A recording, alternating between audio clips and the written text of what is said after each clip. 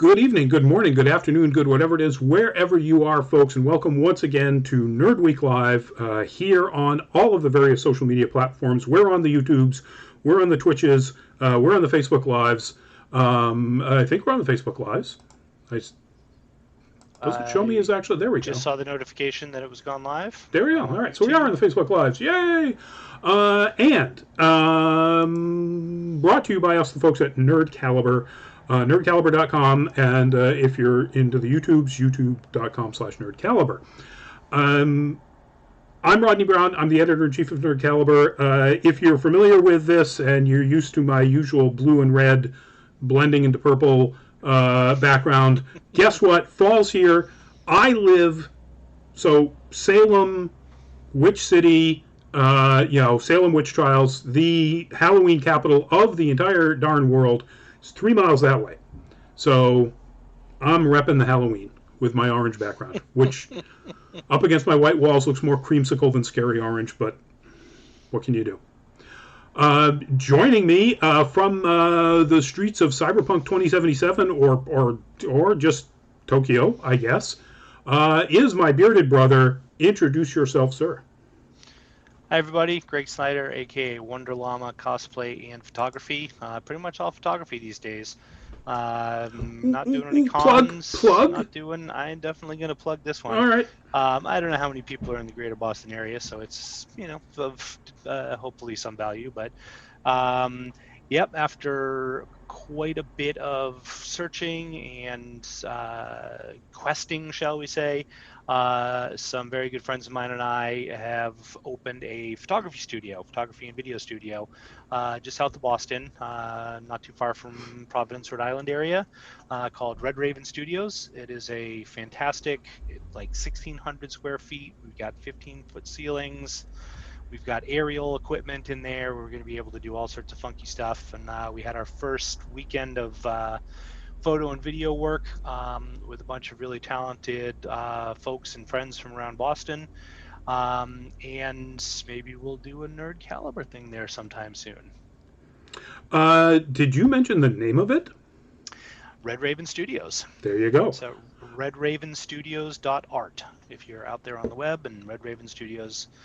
Unfortunately, those were taken already, so there's no consistent naming on Facebook or Instagram, but if you search for Red Raven Studios, hopefully you'll find us. So if you're into cosplay photography or modeling or doing interesting stuff, we've done the thing that's fun about that. One of our partners is an incredible prop maker, and just in time for Halloween, we built a gigantic casket that we can do video shoots in. So we've got some fun Universal monster themed video and photo stuff coming up that we're gonna be able to do some fun stuff with. So cool. Keep an eye out. See, this is why it's always good to let me know you're going to be on the show early, so I could have pulled up artwork and shown the logo and all that stuff. Next time. So a bunch of welcomes, but we're going to start with Ronald Jose. I don't know if you're looking at the YouTube chats, Greg, but does that say our voices are very weak or very loud or? No, I don't. I speak just a tiny bit of Portuguese, and I'm not. Voices are. Sorry, no, I can't. I'm guessing that's going to be the equivalent of molto, which vary, but feo, forceful, feo, fail. Well, anyway. J. Arts, welcome to the show. Ralph Larison, welcome to the show. Brianna Olvera, welcome to the show. Harry Brady, welcome to the show. That's on the YouTubes. Let's see if we've got anybody over here to say hi to yet on Facebook or the Twitches. Oh, Not failed. yet. Duh. Okay, yeah, you are very ugly. Okay. Oh, yeah, well, that's true. I'm assuming he's referencing me because you're just beautiful. Clearly. I'm muy guapo. Yeah. Exactly. That one I knew. Which is a TV show. Anyway, so I guess I should have actually hidden that instead of shown it. So you snuck that one in on us, Ronald. Alrighty. We are going to try to... We don't have a ton of topics. We're going to try to make this pretty quickly, despite Greg and I chatting all the time, a lot. Because, of course, here in the United States, we have our first presidential debate for the upcoming presidential election at 8 o'clock.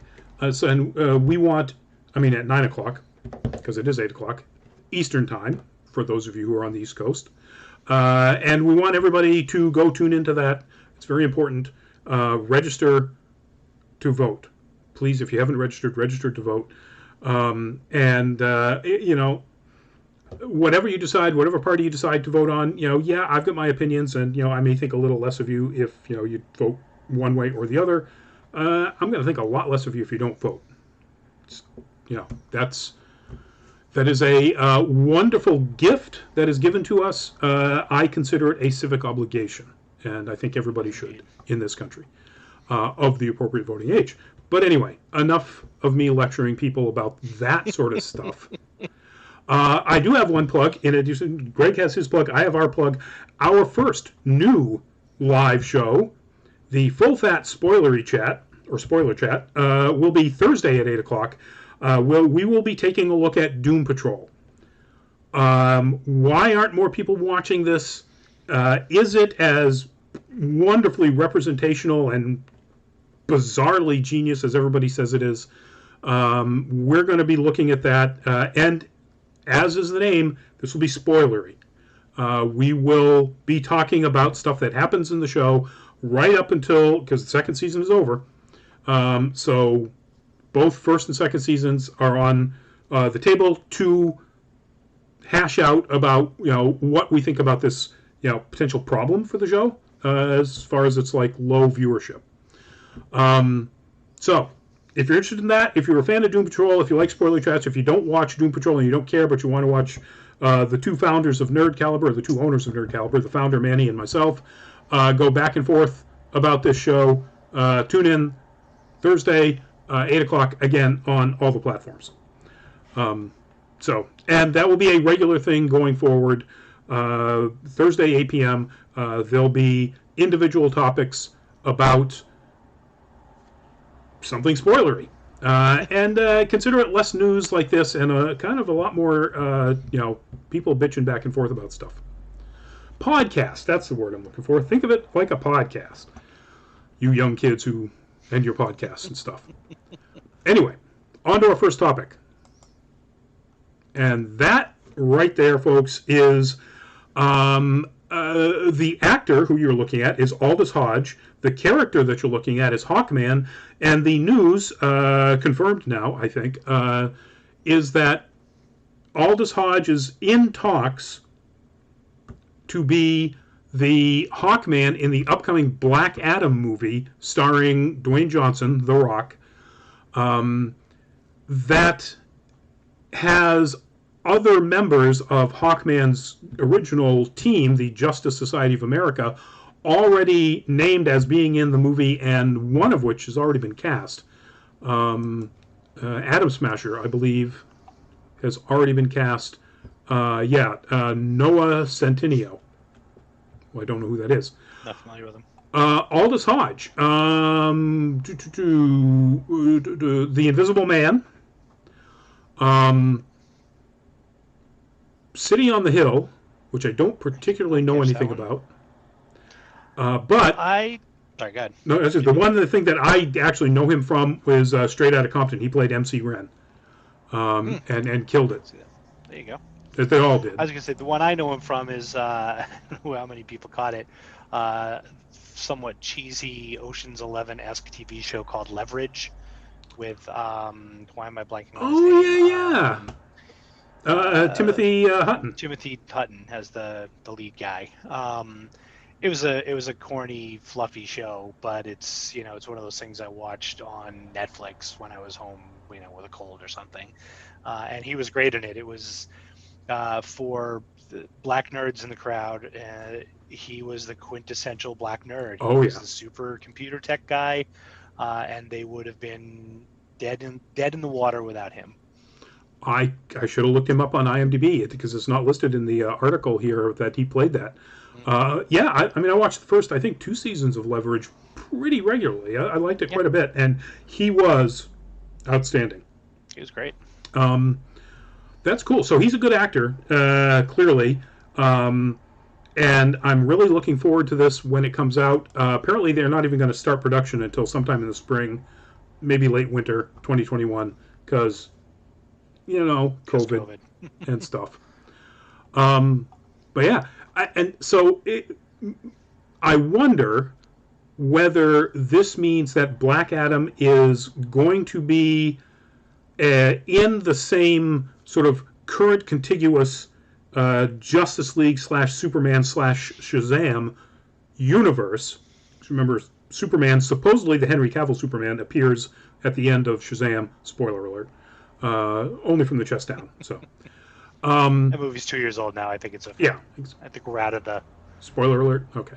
spoiler zone. But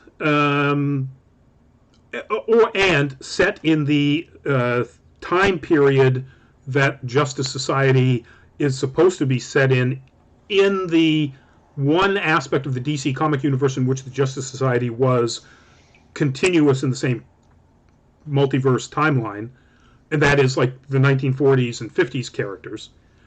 And so the Black Adam movie is going to be set back then, which would be pretty cool. Or if they are playing into the whole multiverse thing that apparently is going to be at the core of the Flash movie. And they are, in fact, going to be from Earth 2, the Earth 2 Justice Society version of our Justice League. And Black Adam is in a separate universe from the current Shazam, somehow comes over. Don't know. I just, those are two possibilities, knowing that the Justice Society is part of this movie. So Kind of makes you wonder if they've got the mojo to pull off something that complex. DC has not been super successful so far with trying to replicate the Marvel formula of total interconnectedness of maybe not 100%, but the vast majority of their their Marvel properties. It's sufficiently complicated if you're a comic book fan, and you know the backstories, you know the big story arcs, etc. Even that's pretty complicated. Whether they can do it successfully is a good question. I kind of hope that maybe they just, how Agents of S.H.I.E.L.D. just drops hints about the Avengers without really mentioning them by name so much. right. Maybe they go that approach and it's just, a shout out rather than trying to really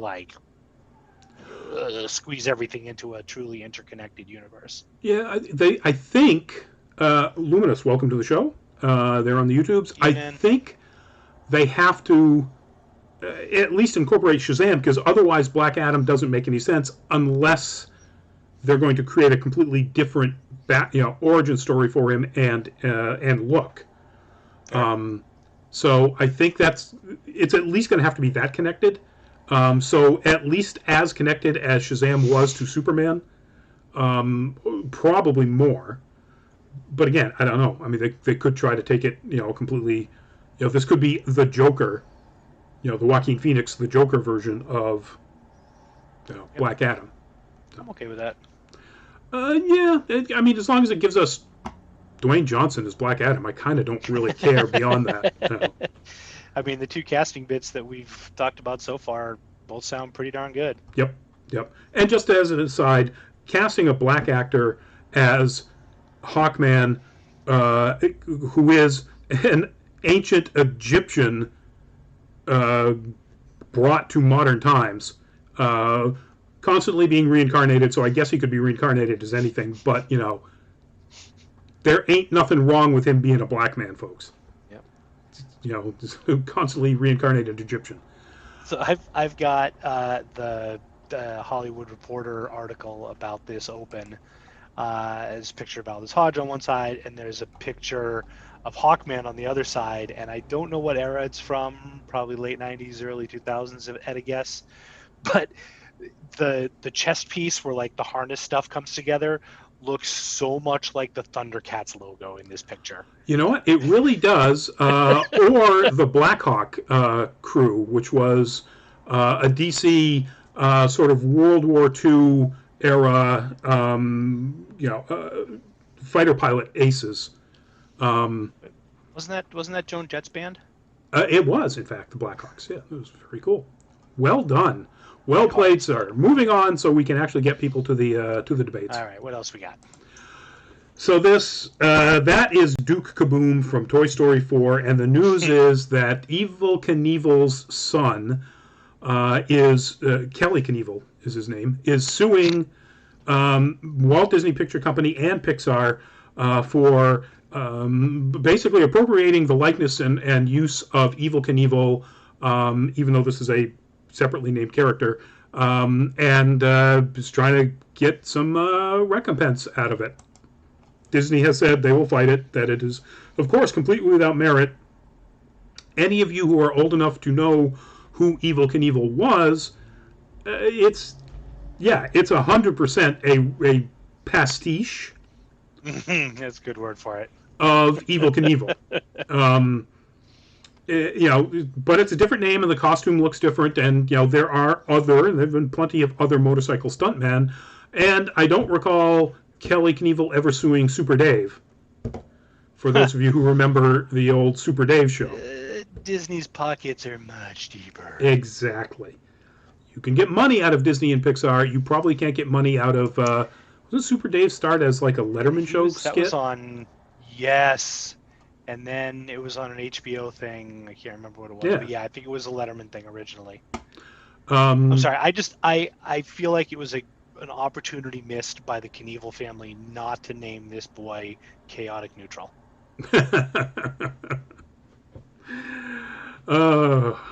That would have been pretty good.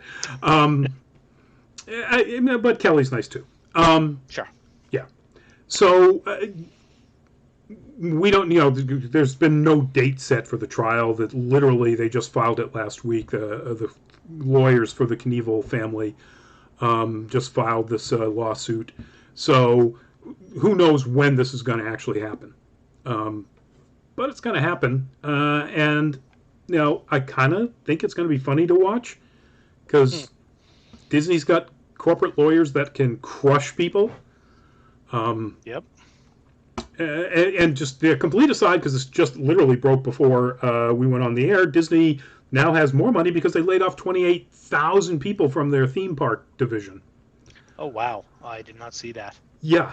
Didn't really know how to, put that up as a graphic or doing it, but Disney has announced that I think they were, I can't remember what the number was. I don't want to say it, and be wrong, but it was a significant percentage of their revenue decline. Yep. Year over year because of COVID, and so a massive layoff from all the theme parks. Yeesh. Yeah. Mostly part-timers. I just hope Michael Eisner's residuals don't drop below $100 million. That would just be tragic. Yep. Let's hope that's the case.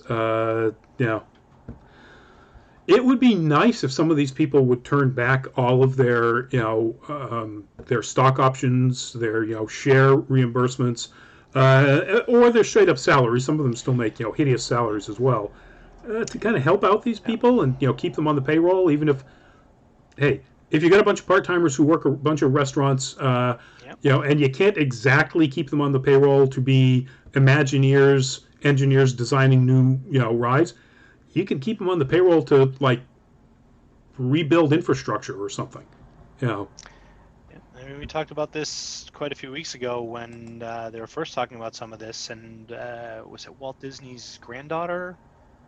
I want to say it was daughter or granddaughter, I don't remember which, who very vocally and very stridently came out and said it's just grotesquely wrong for senior management to be making six-figure bonuses that obviously they vote for themselves, while people making $12 to $17 an hour are hanging on by what's left of their pinky fingernail to to their income.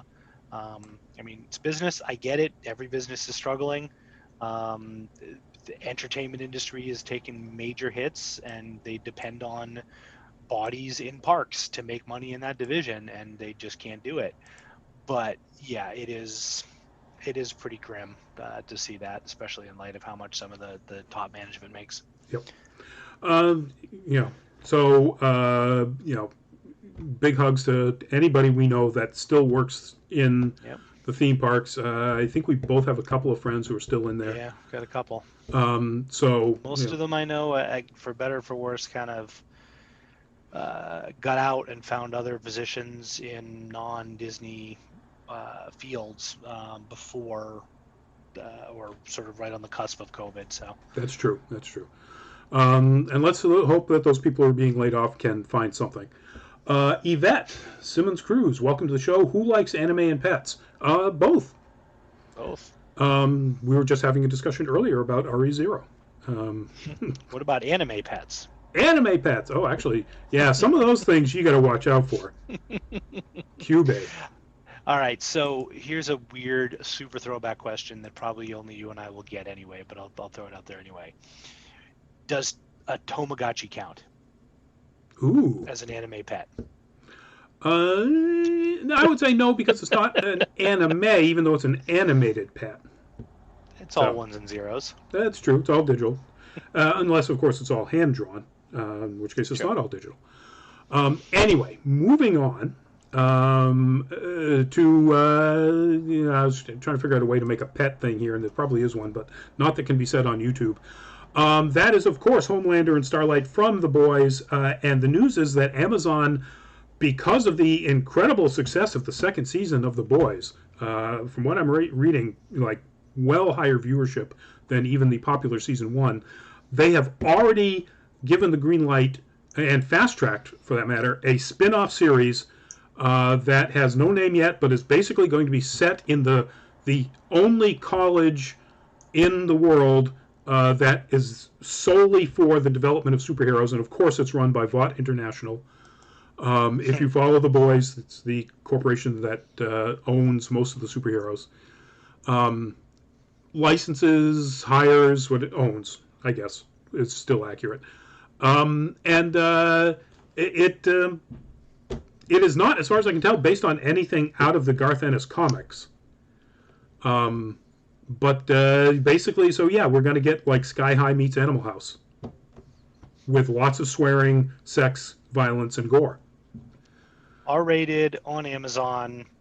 I mean, the fact that it says explores the lives of hormonal competitive soups as they put their physical, sexual, and moral boundaries to the test, competing for the best contracts in the best cities. Part college show, part Hunger Games.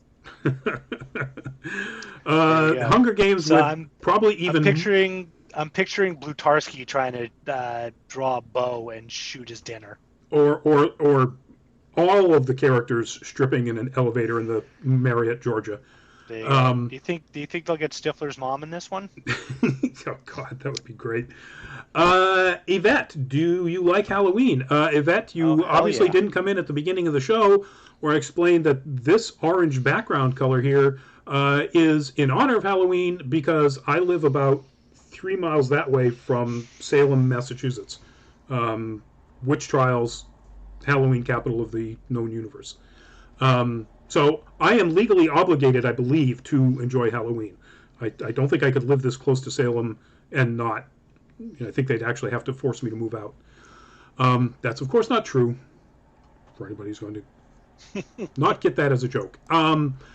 So, yeah, I think I saw that. Did I see any information in here about when the spinoff is going to start filming? It has not. They're fast tracking it. This was announced in the past week or so. Yeah. Obviously, it's a huge success, so they want to capitalize on it while the iron is hot, as they say. The season 2 finale is next week. Yep. So it's October 9th. I mean, obviously everything is dependent on filming schedules and COVID. Luminous, I heard about the Boys spinoff. I wonder if the writers will be the same. As I recall, I think Ron Moore's Battlestar Galactica had a spinoff that Ron Moore did not write, and it did not last long. And also Blueberry Girl. Hello, welcome to the show. So let's look here if it says anything about. So no, it does actually make a point about that. So it's written by Craig Rosenberg, the executive producer, who's been working on this for a while. He's writing the pilot and will serve as EP and showrunner. Eric Kripke and other EPs, Seth Rogen, Evan Goldberg, So Garth Ennis is involved. So quite a few people who are involved in the current 2 seasons of the boys, the parent property, so to speak. Yeah. So hopefully, Yeah. sounds that way. Um, and so to your point, the Galactica spinoff was Caprica was the name of the show. Hmm. Was actually really well written. I think the reason it didn't get the traction that they thought it was going to, because it was a completely different tonal show.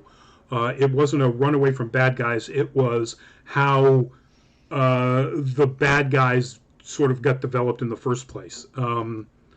And as we all know from the Star Wars prequels, those aren't necessarily always the most exciting. If you get a chance to watch any of it, I guarantee that if you see the first episode, you'll realize that the writing is just as solid, which is kind of too bad because it never did Yeah. go I mean, past. it's a good point. It's tough if you go into something expecting it to be, the Boys 2 or the Boys spinoff sounds very much like it's going to be the Boys, but raunchier and more, more extra. Whereas, yeah, to your point, it was tonally very different. If you go in expecting a teen sex romp and it's the exact opposite of that, Right, it's going to lose people. right.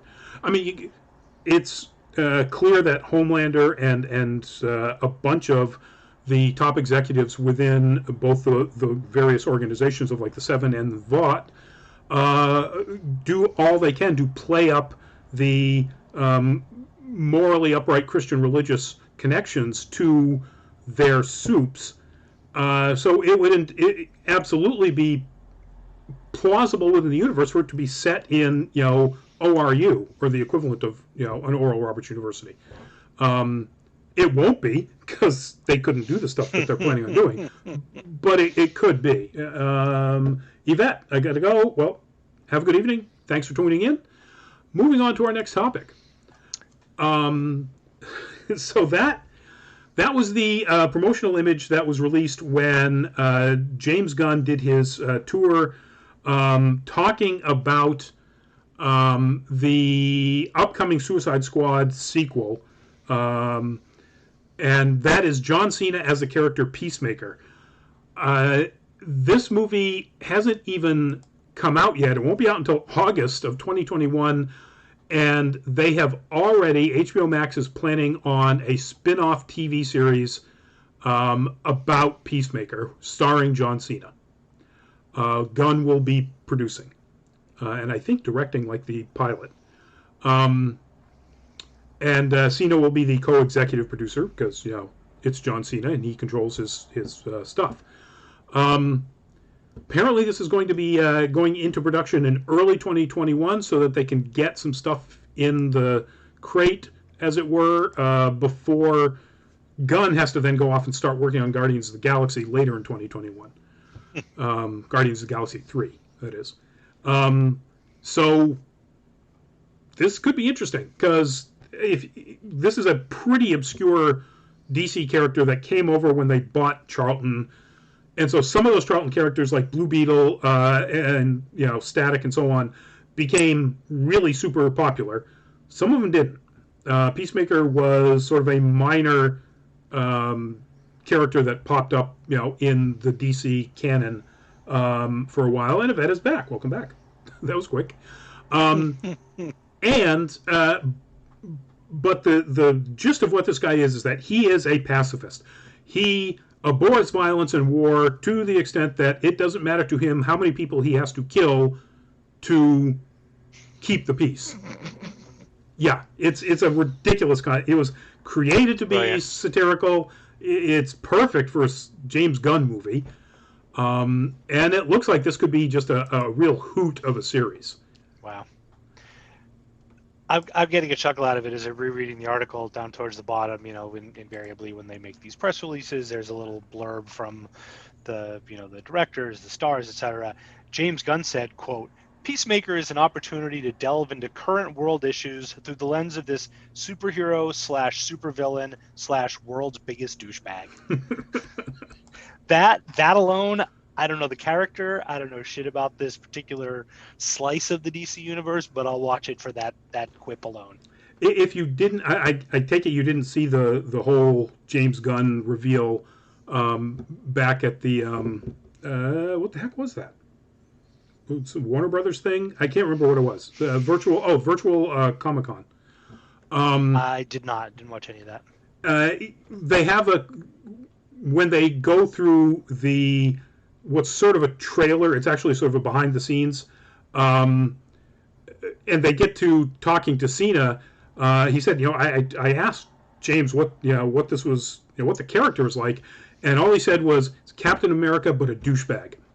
And he said that's all he needed to say. I'm like, all right. I can work with that. Mikkel Gibson, what are y'all doing now? That's a very broad statement. What we're doing right now is talking about nerd news that happened over the past week, as we do every Tuesday at 8 p.m. And we just finished talking about the fact that HBO Max will be doing a spin off series for the upcoming Suicide Squad character, the Peacemaker, starring John Cena. What we're talking about next is Black Widow. And yes, Black Widow has been moved yet again, this time all the way to the summer of 2021.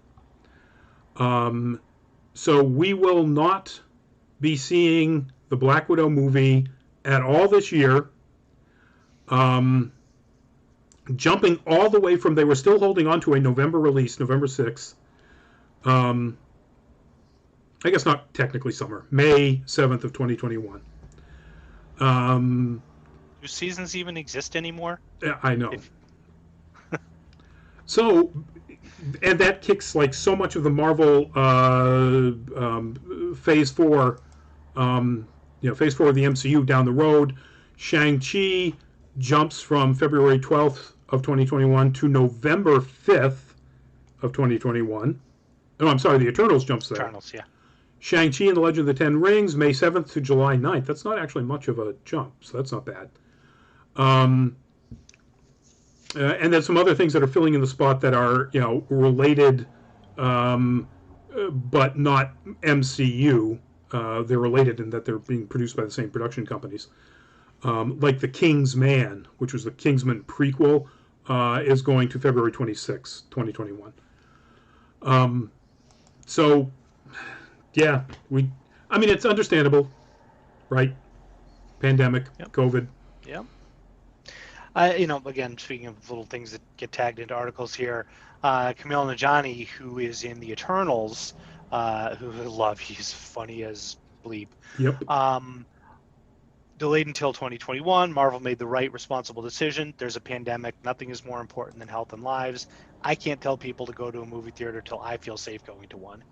So I appreciate that someone who's, he's an indie guy. He's a small, this is going to be a major leap up in the sort of from the C list to the A list if Eternals does reasonably well.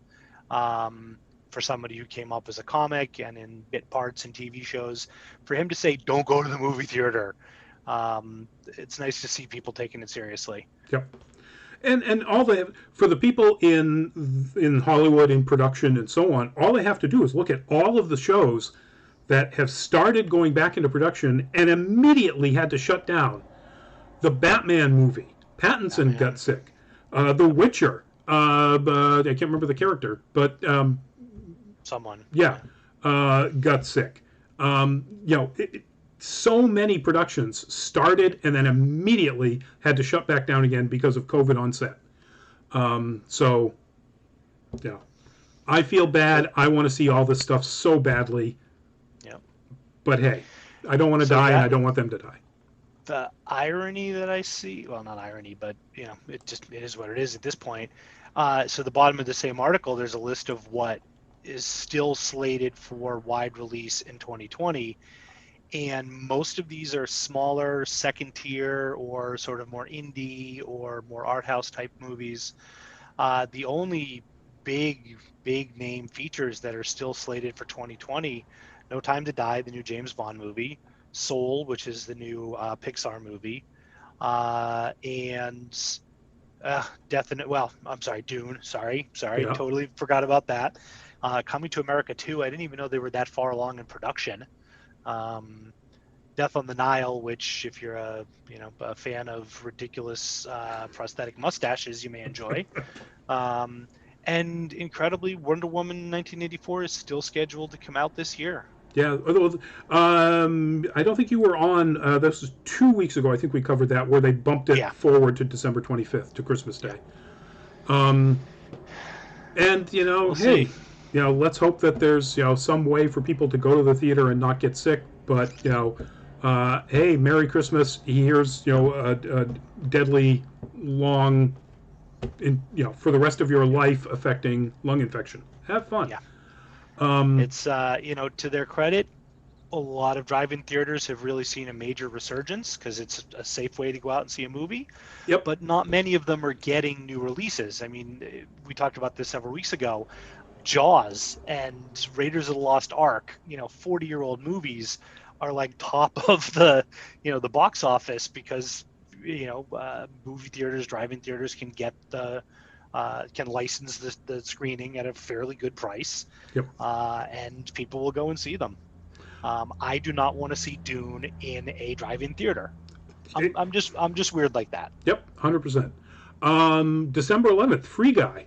Ryan Reynolds movie filmed here in Boston Oh that yeah, I yeah, yeah, yeah. believe has some background extras that you and I and other people in the Yes, yes, I cosplay think I community know may who you're know. talking about.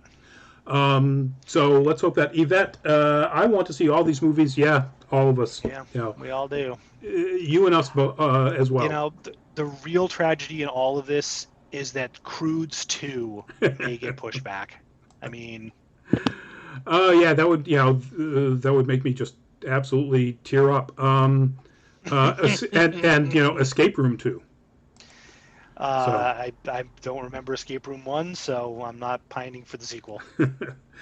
anyway, moving on to our next topic. And speaking of awesome good news from the Marvel Cinematic Universe, which we weren't before, we were speaking of awful sad news with Black Widow being moved on.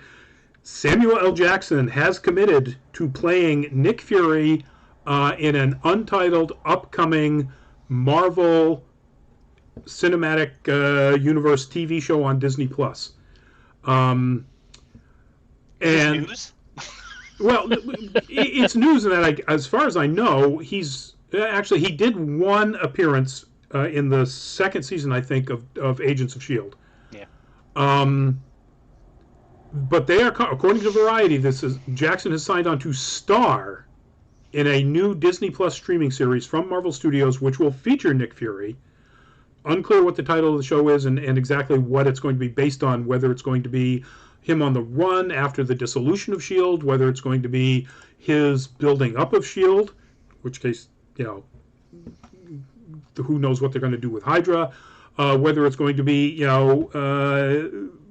de-aging all the time and him, prior to Captain Marvel. That strikes me as less likely. I mean, it was Yeah. done pretty well in Ms. Marvel. Ms. Marvel, sorry, Captain Marvel. Yep. Fairly well done, but that's a huge budget one-off movie. It's a lot to do that over the course of 8, 12, 15 episodes of TV, Yep. who rarely has the same, big dollar budget.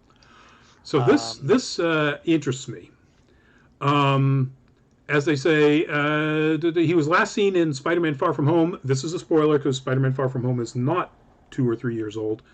So apologies for that. Hold on a sec. We got a message that I don't understand. We're going to show it anyway, but I'm guessing it means when are we talking about Resident Evil? That's our last subject coming up right next. He was last seen in Spider-Man: Far From Home, and we found out he is actually in space traveling with the Skrulls. I think it would be amazing if this was a series set in space with Nick Fury either dealing with what could be an upcoming Kree-Skrull war, which could be, again, one of the linchpins of Phase 4 or Phase 5, or the establishment of Sword, which is the organization that is seen in the WandaVision trailer, which is the space version of Shield. Shield covers Earth, Sword covers everything outside Earth. Um, and if you like really pay attention to that in some of the scenes where you actually see, like the scene where you see Monica Rambeau, some of the guys are wearing uniforms that have the actual Sword patch on the shoulder. So it's definitely Sword. And Sword is definitely going to be part of the MCU going forward. So maybe this is a series about, Sword. Um, I, it could be anything. Maybe they're going to go back to like, the 1970s super trippy psychedelic, Jim Steranko stuff where Nick Fury's running around in a skin tight all black jumpsuit with white bands all over it. I doubt it, but that would be hilarious. Um, I mean, broadly speaking, I'll watch him in Nick Fury role. Well, shoot, it's going to be on Disney Plus. I was going to say we need to get Sam Jackson, Nick Fury on HBO Max or Amazon so he can be his full Sam Jackson self, because he's constrained by the Disney PG-13 at all costs mentality. Yep. None of those Monday to Friday scrawls on this Monday to Friday space plane. Oh, by the way, National Coffee Day. So. There's my coffee from when I was working earlier. There you go. It's probably really good by now. I bet. All right. So we'll pay attention to this very closely, folks, because, it's Samuel L. Jackson as Nick Fury. It's going to be excellent no matter what. That's just a given, done deal. Moving on to our last topic of the night, and good, we'll try to get through this pretty quickly to give people 15 minutes to get all the necessary prep work for the upcoming debate. And speaking of zombies, this is one of the first images that came out for the Resident Evil series trailer that just dropped. There is a Resident Evil series coming to Netflix, which I don't know that we ever covered. Did we ever talk about this? No, I don't remember it if we did. Same here. It dropped during Capcom's part in the virtual Tokyo Game Show stream, which I caught a little bit of, the Tokyo Game Show, that is, and which was kind of fun because they didn't do an awful lot of English translation. So it was interesting. But the trailer for the series called Resident Evil Infinite Darkness looks really good. It is a CGI series with CG that looks, absolutely as good as any cutscene in the two recent Resident Evil remakes. It does look really cool. I'm kind of interested in why Leon is in a plainclothes detective, jacket suit, as opposed to, a uniform, unless that's not Leon. If I'm getting that character wrong, please somebody in the chat tell me. But I'm assuming that's Leon Kennedy. Whereas I'm guessing also that's Claire behind him, and that looks like Claire with the red leather jacket and everything. Same design. But even, who cares why he's dressed the way he is? It might be an interesting plot point. It might just be that's because that's what they wanted to do. It might be, in this case, Leon has been promoted to detective. By what or who, I have no idea. But it looks really cool.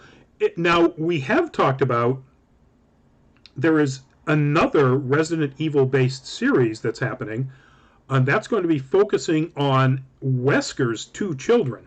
We talked about that a couple of weeks ago, which is going to be a live-action series. So your Resident Evil fix is just dropping like crazy there, folks.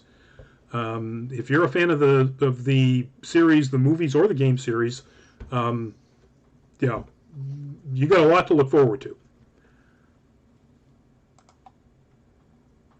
So I'm not entirely sure what to make of that, just based on the trailer. I will readily confess I'm not a Resident Evil guy. I've never played it. I'm not really familiar with any of it.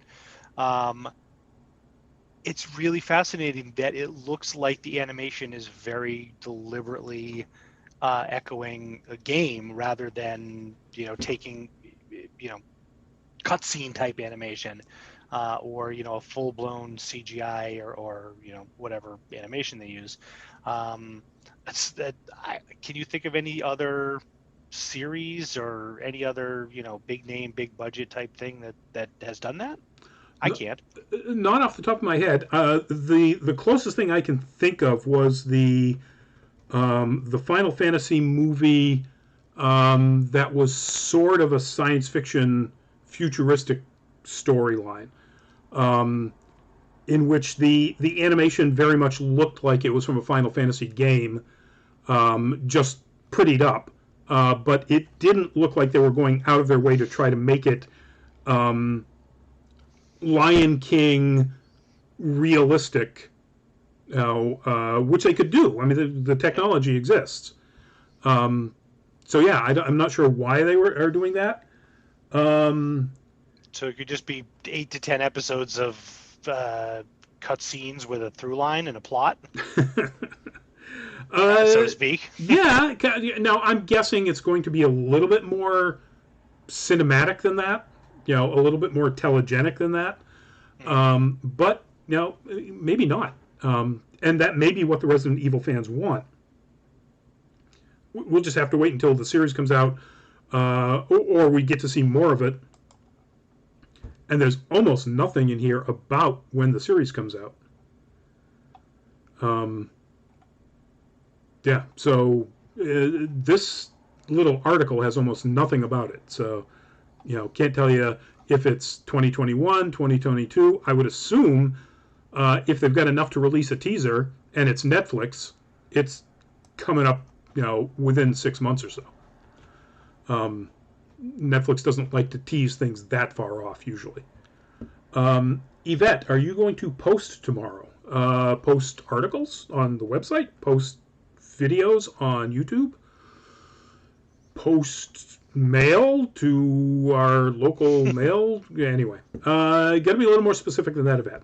And you got just a few minutes to do it because we are out of time. Like I said, we want to wrap this up. Give people time to get ready, get their favorite, whatever alcoholic beverage. I mean, whatever they need to get through the debate. But please do watch it if you're here in the United States because it's important. So while Yvette is thinking about that and clarifying the statement, or question if she's going to, that's it, folks. Thursday night, full fat spoiler chat, all about Doom Patrol. Be there or be square, 8 p.m. on all these same platforms. Greg, Red Raven Studios? RedRavenStudios.art and on Facebook, etc. New photo and video studio in the greater Boston area. If you're around here and you're out there right now and you're interested, you can certainly find me through the Nerd Caliber Facebook page, and through the website as well. Absolutely. And Yvette, videos, yeah. I believe we're in kind of a 3-video-a-week cycle, so I'm not sure exactly what days those are getting posted up. We've tried very hard in our 10 years of existence to never promise a particular day for anything other than these live shows. But it's entirely likely if we haven't posted one in the last couple of days, then probably there will be one going up. If not tomorrow, then the day after. But anyway, thank you all for joining us. Stay safe, wear the masks, wash the hands, 6 feet apart, all that good stuff. And we will see you next week on Nerd Week Live, or we'll see hopefully a bunch of you on Thursday on Full Fat Spoiler Chat. So, for Greg, Wonder Llama Photography, Red Raven Studios, check it out. And for me, good night.